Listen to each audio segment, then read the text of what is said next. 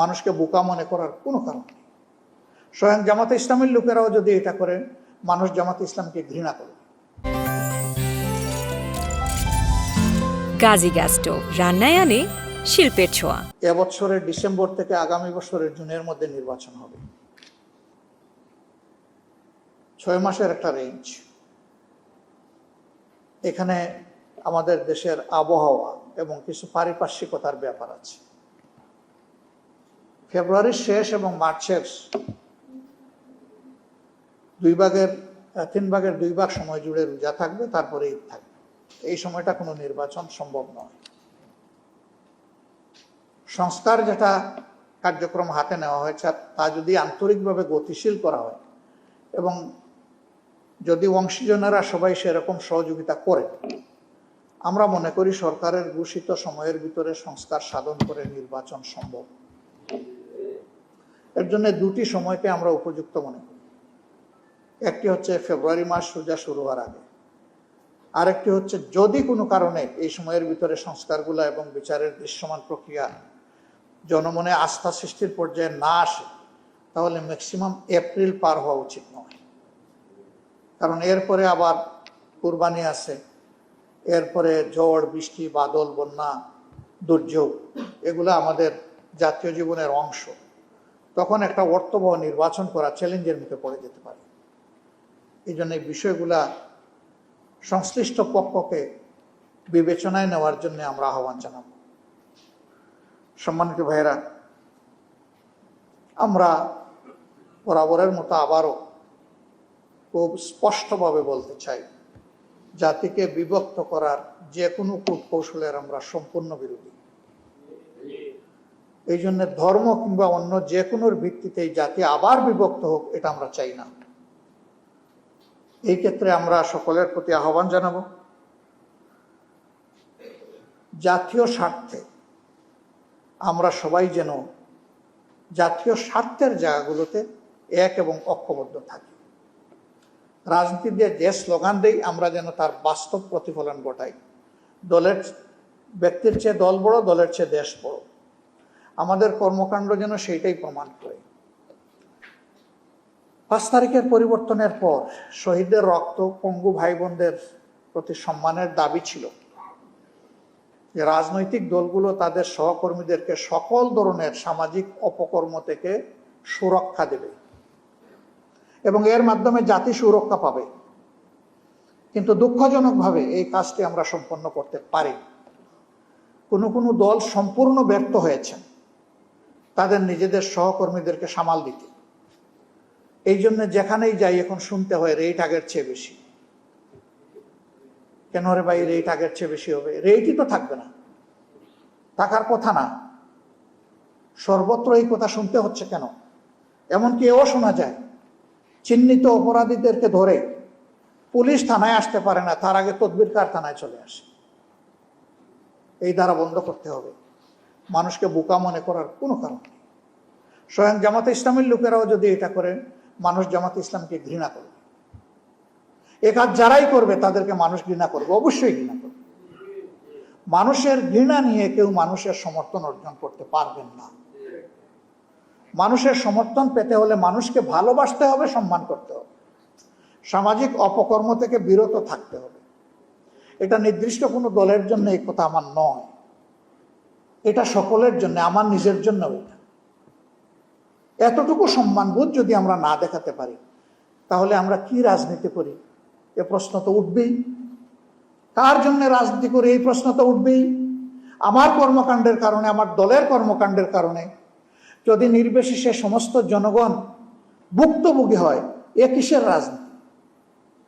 এই রাজনীতির অবসান চাই আমরা বাংলাদেশে। যারাই যেখানে মানবতার উপরে জুলুম করছেন, আমরা সকল জুলুমের নিন্দা জানাই। বিশেষভাবে আমরা দেখতে পাচ্ছি গাজার উপর, ফিলিস্তিনের উপর বছরের পর বছর জুড়ে তাদের উপর জুলুম করা হচ্ছে। আমরা চাই তার অবসান। পার্শ্ববর্তী দেশ সহ যেখানেই ছুতানাতায়, বিশেষ করে ধর্মীয় আবেগকে উস্কে দিয়ে এই জুলুম যেখানেই করা হয়, আমার দেশে হোক আর বাইরে হোক, সব জায়গার এই অপকর্মের আমরা নিন্দা জানাই। আমরা দাবি করি যে সংশ্লিষ্ট পক্ষ এটা থেকে যেন বিরত থাকে। কারণ এটা মনে রাখতে হবে, শান্তি ভোগ করতে হলে সবাইকে নিয়েই শান্তি ভোগ করতে হয়। একা মাঝখান থেকে কেউ শান্তি ভোগ করতে পারবেন না। অতএব সমাজকে অশান্ত করার, বিশৃঙ্খলা সৃষ্টি করার, মানুষের উপর জুলুম করার এই কাজ কোনো সমাজকে শান্তি এবং সম্মান এনে দেবে না। আমরা সেই গায়ের জোরের রাজনীতি এবং সমাজ ব্যবস্থা থেকে বের হয়ে আসার জন্য এই কাজে যারা যেখানেই জড়িত আছেন তাদের সকলের প্রতি উদাত্ত আহ্বান জানাই এবং শান্তিকামী বিশ্বের দেশগুলোকে, সরকারগুলোকে আমরা অনুরোধ করব, সবার দায় আছে, কারণ সবার সাথে সবাই আমরা ইন্টারকানেক্টেড। আপনারা যার যার জায়গা থেকে অপকর্মের বিরুদ্ধে ঐক্যবদ্ধভাবে প্রতিরোধ গড়ে তুলুন, তাহলে আপনাদের নৈতিক দায়িত্বটা পালন হবে। যদি আপনারা না তোলেন, ইতিহাসের কাছে আপনারা অপরাধী হিসাবে সাব্যস্ত হবেন। অপরাধের দায় আপনারা অস্বীকার করতে পারবেন না। আমরা আমাদের দেশের সরকারকে অনুরোধ করব, দেশের জনকল্যাণে এবং বিশ্বের মানব কল্যাণে যেখানে যা করা দরকার, যখন যে সরকার থাকবে সেই সরকার যেন সেই দায়িত্ব পালন করে, বর্তমান সরকারের জন্য তার সেই দায়িত্ব পালন করে। তাহলে দেশের জনগণ তাদের সাথে থাকবে, পাশে থাকবে। আমরা দেশবাসীর কাছে দোয়া চাই। আমরা একটা মজলুম দল, যুগে যুগে আমাদের উপর বিভিন্ন পক্ষ জুলুম করেছে। আমরা কোনো প্রতিশোধ ওই অর্থে নিতে চাই না। তবে আমরা যেখানে ক্ষতিগ্রস্ত হয়েছি, নিহত হয়েছি, আহত হয়েছি, গুমের শিকার হয়েছি, অন্যভাবে ক্ষতিগ্রস্ত হয়েছি, সেই জায়গাগুলোতে অবশ্যই আমরা আইনের প্রতিকার চাওয়ার অধিকার রাখি এবং সেটা আমরা চাচ্ছি। আরেকটি কথা বলেই আমি আজকে আমার কথা শেষ করব। আপাতত বাংলাদেশ একটি ধনী দেশ নয়, বাংলাদেশ একটা ভুক্তভোগী দেশ। গত 15.5 বছর সহ স্বাধীনতার পর থেকে যারা দেশের সম্পদ চুরি করে বিদেশে পাচার করেছেন, এদের সকলের শ্বেতপত্র জাতির সামনে প্রকাশ করতে হবে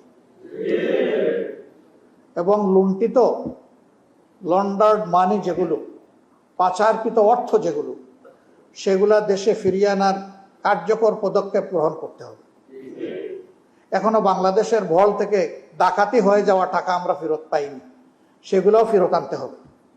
আমরা বিশ্বাস করি এগুলোর সাথে রাজনীতির কালো হাত ছিল, নইলে এত বড় বিপদ জাতির ঘটতে পারে না।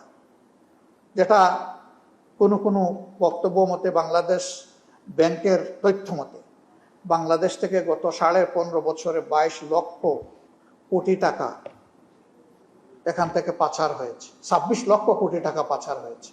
আমরা চাই প্রত্যেকটি টাকা ফিরে এসে রাষ্ট্রের কোষাগারে যোগ হোক এবং জনকল্যাণে সেটা ব্যয় হোক। সম্মানিত সাংবাদিক বন্ধুগণ, আপনাদের প্রতি বিশেষ অনুরোধ, আপনারা ওই জাতির সন্তান, এ জাতির অংশ, জাতির বিবেক, জাতির আয়না। আপনাদের দর্পণে সেই চিত্রগুলা তুলে ধরুন এবং আপনারাও এই কাজে সহযোগিতা করুন।